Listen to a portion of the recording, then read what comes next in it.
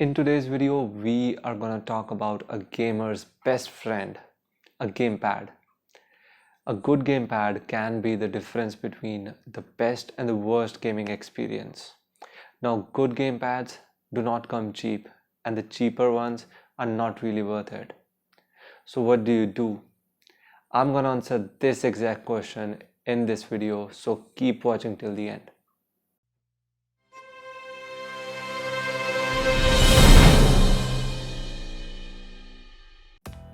Now this review is about one such gamepad which breaks both the criteria that I just told you later. I'm talking about Redgear Pro Series Wired Edition. Now before getting started with the review, tell me what do you use to play your favorite games on PC in the comment section below. Now first look at this gamepad and anyone can tell that its design and layout are inspired by the Xbox controller.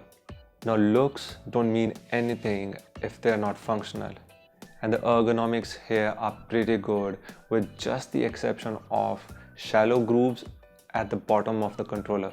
Now due to these grooves being shallow, your fingers kind of sit in an unrested position, which is okay for shorter sprints but not for long gaming marathons as your hand will start getting uneasy.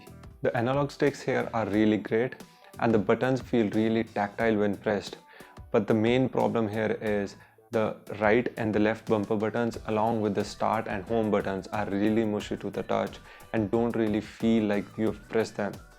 This gamepad also comes with backlit A, B, XY buttons for anyone who wants to game at night, and it has rubberized grips on the sides to prevent slippage.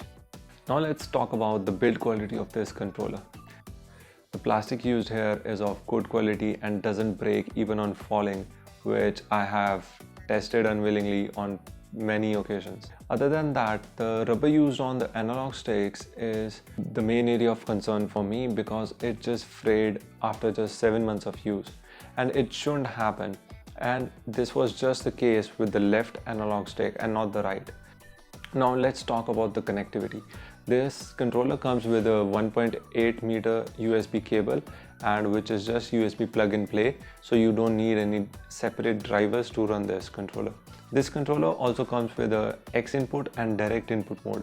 For people who don't know, the X input is a newer standard which is used in newer games, so any game from the last 8 to 10 years will be using X input. The direct input was used previously. Now let's talk about the controller's price and my personal opinion and my experience with it. Now this controller is available to purchase at $11.99 from Amazon, the link to which would be given to you in the description box below. This controller comes with a 1-year warranty, which is just on manufacturing defects, and no physical defects will be covered in that. Now my personal experience with this controller has been kind of bittersweet. I got this controller over 4 to 5 years ago, but I only got 7 to 8 months use out of it. Now during the course of which the rubber on the left analog stick kind of frayed out. Other than that, the controller started facing issues and wouldn't get recognized during games and would just disconnect in the middle of the game. Now I contacted the Redgear's Instagram page and told them about this problem, to which they said that this was not a manufacturing defect and was rather a physical damage, so it would not be covered with the warranty. And they said that the repair charges would just be as much as getting a new controller.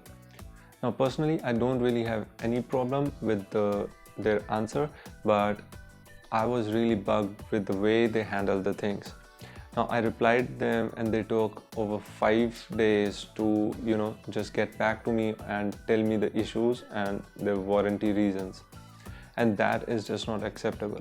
Now having said that, there are a few of my friends who have gotten around 1 to 2 years use out of this controller, and someone who has been using this controller for the past 3 years. So would I recommend this controller to anyone else?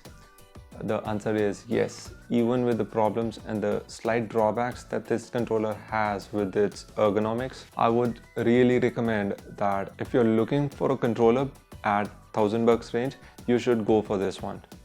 Now in this same range there is another controller that is really good, and I would be covering that one in the next video if this video gets 50 likes. So what are you waiting for? Share this video with your friends and like this video if you liked it, and let me know what I can improve on and what can be better. Till then, keep supporting and keep smiling.